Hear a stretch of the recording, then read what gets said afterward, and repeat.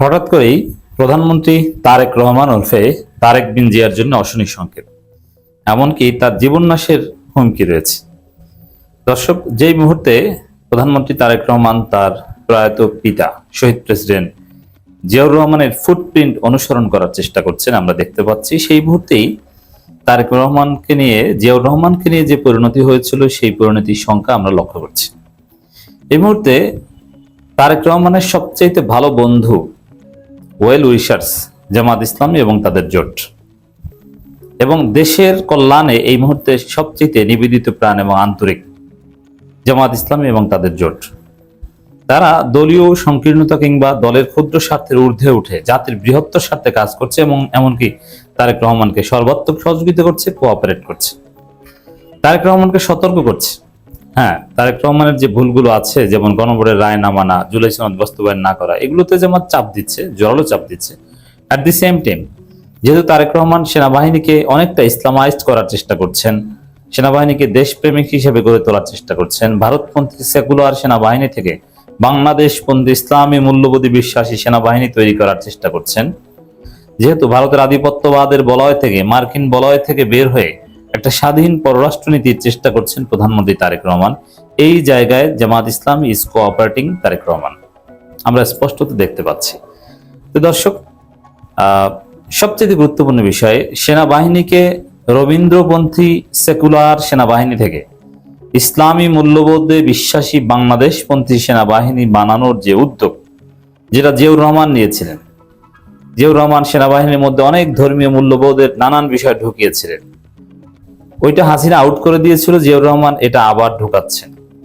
সেই মুহূর্তে স্বাভাবিকভাবে ভারতপন্থী বা ভারত তো আর বসে থাকবে না। জিয়াউর রহমানকে হত্যা করেছিল কারা? ভারতপন্থী জেনারেলরা, এবং সরাসরি ভারতের প্রশ্রয়, ভারত হত্যা করেছিল এবং হত্যাযজ্ঞ ঘটিয়েছিল কার মাধ্যমে? সেনাবাহিনীর ভিতরে রয়ের দালাল যারা ছিল তাদের মাধ্যমে, সেনা অফিসারদের মাধ্যমে, এবং সরাসরি ভারতের আর এক বিশ্বস্ত দালাল হোসেন মোহাম্মদের সাথে জড়িত ছিল। এখন জামাত জোটের নেতৃবৃন্দ মনে করছে তারেক রহমানকে হত্যা করা হতে পারে, ভারতের দালালেরা বা ভারত যে কোনো সময় হত্যা করতে পারে, তার জন্য ঢাকার বাইরে রাত্রি যাপন নিরাপদ নয়। দর্শক, জিয়া পরিবারের বিশ্বস্ত বন্ধু শহীদ প্রেসিডেন্ট জিয়াউর রহমানের সামরিক বিষয়াদি যিনি দেখভাল করতেন, খালেদা জিয়ার অত্যন্ত বিশ্বস্ত যিনি ছিলেন কর্নেল অলি আহমেদ বীর বিক্রম, যিনি খালেদা জিয়া যখন অসুস্থ ছিলেন অথবা হাউস অ্যারেস্ট ছিলেন, কারাবন্দী ছিলেন, শেখ হাসিনার বিশেষ বিবেচনায় বাসায় ছিলেন, তখন স্বাভাবিকভাবে বিএনপি নেতৃবৃন্দ তার সাথে হরহামেশা দেখা করতে পারতো না বা দেখা করতো না। আবার করোনা ছিল, ওই সময়টাতে ঈদে কোরবানিতে স্থায়ী কমিটির কয়েকজন মেম্বার দেখা করার সুযোগ পেল। কিন্তু দেখা গেল যে সবকিছু ছাপিয়ে কর্নেল অলি জিয়া পরিবারে এতটাই ঘনিষ্ঠ, শহীদ প্রেসিডেন্ট জিয়াউর রহমানের এতটাই স্মৃতি বিজড়িত, বিশ্বস্ত, একদম দুঃসময়েও যখন বিএনপির স্থায়ী কমিটির মধ্যে বাছাইকৃত 2-4 জন দেখা করার সুযোগ পায়, ওই সময় সবার আগে দেখা করে আসতেন কর্নেল অলি, এতটাই। অথচ তিনি কিন্তু বিএনপি ছিলেন না, তিনি বিএনপি ত্যাগ করেছেন সেই 2007 সালে। তো দর্শক, এর মানে কর্নেল অলি হিস্ট্রিক্যালি একদম ফ্রম দি রুট জিয়া পরিবারের সাথে কানেক্টেড এবং তাদের একজন ওয়েল উইশার্স। এবং এখন জামাত জোটের দৃষ্টিভঙ্গি নিয়ে তিনি কথা বলছেন। তিনি বলছেন যে আমার দেশে এইভাবে রিপোর্ট করেছে, যে কারণে প্রধানমন্ত্রীকে ঢাকার বাইরে রাত কাটাতে বারণ করলেন কর্নেল অলি। আমরা এটা খুব সহজেই বুঝি, কারণ হিসেবে তিনি যে ভাষায় যাই উল্লেখ করেন না কেন, সহজ ব্যাখ্যা, ঢাকার বাইরে রাত কাটালে, যেভাবে জিয়াউর রহমান ঢাকার বাইরে চট্টগ্রামে রাত কাটিয়েছে এবং সেখানে তাকে হত্যা করেছিল, এমনকি তার লাশ গোপন করার চেষ্টা করেছিল বা করেছিল। আর সেই জিয়াউর রহমানের ফুটপ্রিন্ট যেহেতু তারেক রহমান অনুসরণ করছে, ঢাকার বাইরে রাত কাটানো তার জন্য নিরাপদ না। আর তার নিরাপত্তা হুমকি এমনিতে আছে, যেমন প্রধানমন্ত্রীর লাল টেলিফোনের তার চুরি করে নিয়ে ভাঙ্গারির কাছে বিক্রি করে, এটা প্রধানমন্ত্রীর নিরাপত্তা নিয়ে একটা হাসি তামাশা ছাড়া আর কিছুই না। কিসের প্রধানমন্ত্রী? আর তার লাল টেলিফোনের তার আমি চুরি করে ভাঙ্গারির কাছে বিক্রি, লাল টেলিফোনের তার চুরি করে নিয়ে যাওয়া এর চাইতে বড় ডেঞ্জারাস ভাঙ্গারির কাছে বিক্রি করা, পুরো নিরাপত্তা ব্যবস্থাটাকে একটা তুচ্ছ তাচ্ছিল্য হাসি তামাশায় রূপান্তরিত করা। কিসের প্রধানমন্ত্রী? তার লাল টেলিফোনের তার পোলাপানে নিয়ে যায়, তারপর ভাঙ্গারির কাছে বিক্রি করে। যে ভাঙ্গারির কাছে বিক্রি করা, এটা তুচ্ছ তাচ্ছিল্য একটা প্রতীক। তো সেই জায়গায় ঢাকার বাইরে রাত্রি যাপন করা, এটা তার জন্য নিঃসন্দেহে জিয়াউর রহমানের পরিণতির আলামত বহন করে। It's very dangerous and very alarming. তো দর্শক,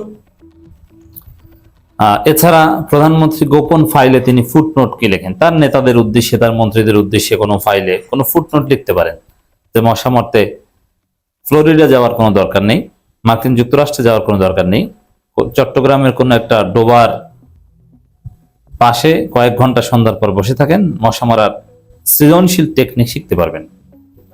এটা একটা হিউমারাস বিষয়, অথবা দলের বা সরকারের একদম সিক্রেট একটা বিষয়, সেটা সোশ্যাল মিডিয়ায় চলে যায়। এর মানে প্রধানমন্ত্রীর আশেপাশে ডেঞ্জারাস লোকজন আছে যারা প্রধানমন্ত্রীর নিরাপত্তার জন্য হুমকি, তার জীবনের জন্য হুমকি। ঢাকার মধ্যে হয়তো এরকম কোনো অঘটন ঘটানোর সাহস পাবে না, যেহেতু জিয়াউর রহমানকেও ঢাকার মধ্যে কোনো অঘটন ঘটাতে পারেনি, কিন্তু ঢাকার বাইরে এই ধরনের ঘটনা ঘটতে পারে। তো এটা কর্নেল ওলি যতটা ভালো বোঝেন, তার যে অভিজ্ঞতা, এটা তারেক রহমান নিজেও বোঝেন না। অতএব কর্নেল ওলির এই বক্তব্য অত্যন্ত তাৎপর্যপূর্ণ। আমরা একটু বক্তব্যের ডিটেলস দেখি। তারেক রহমানকে পরামর্শ দিয়েছেন এলডিপির চেয়ারম্যান ডক্টর কর্নেল ওলি আহমেদ। তিনি একটা সেমিনারে এই পরামর্শ দেন। প্রধানমন্ত্রীর উদ্দেশ্যে ওলি আহমেদ বলেন, আপনার কাজ হচ্ছে বাংলাদেশে যারা বিদেশি গুপ্তচর আছে তাদেরকে বের করা। তাদের দ্বারা আপনি ক্ষতিগ্রস্ত হচ্ছেন, দেশ ক্ষতিগ্রস্ত হচ্ছে। বেগম খালেদা জিয়ার সন্তান হিসেবে সংস্কারের বিষয়ে আপনার উদ্যোগ নেওয়া প্রয়োজন।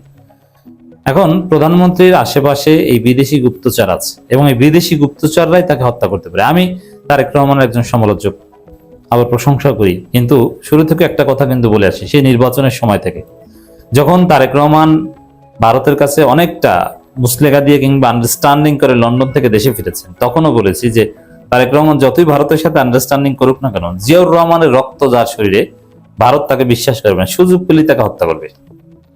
হয়তোবা এখন একটা সমঝোতা করে দেশে এনেছে, সাহস দিয়েছে, ক্ষমতায় আসতেও সহায়তা করেছে, যেহেতু বিএনপির চাইতে ভালো বিকল্প ভারতের কাছে ছিল না, কিন্তু সুযোগ পেলেই তারেক রহমানকে হত্যা করবে। এটা হচ্ছে ভারতের পণ। তা এখন কর্নেল ওলির এই আশঙ্কার মাধ্যমে এই বিদেশি গুপ্তচর আছে এই কথা বলা এবং ঢাকার বাইরে আপনি রাত্রি যাপন করবেন না এই কথা বলা, চতুর্দিকে শত্রু রেখে আপনি দেশ পরিচালনা করতে পারবেন না, এইসব কথাবার্তা বলছেন। তার চতুর্দিকে শত্রু আছে। এই চতুর্দিকে শত্রু কারা? এই চতুর্দিকে শত্রু হচ্ছে, সরাসরি যদি বলি, চাঁদাবাজ, দুর্নীতিবাজ অনেক আছে। ওটা তার জীবনের জন্য থ্রেট নয়, ওটা হচ্ছে তার ইমেজের জন্য থ্রেট। বা তার আসল শত্রু হচ্ছে ভারত।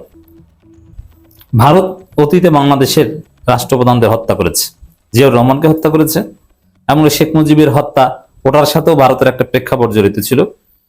খালেদা জিয়াকে যে হত্যার দিকে ঠেলে দেওয়া, মৃত্যুর দিকে ঠেলে দেওয়া, এটাও ভারত করেছে। জামাত নেতাদের হত্যা করেছে সরাসরি ভারত।